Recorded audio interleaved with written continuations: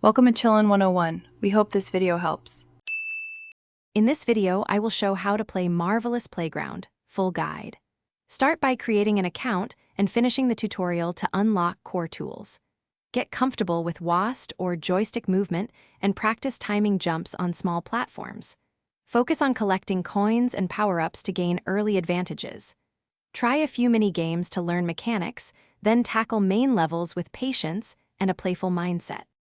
Warm up your hands and fine-tune controls before starting serious runs. Learn to time short hops and dashes to clear tricky gaps and avoid hazards.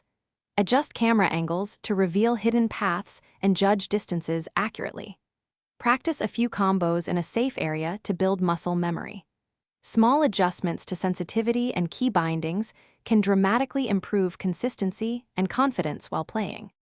Focus upgrades on movement and stamina early to explore more freely and survive tougher encounters.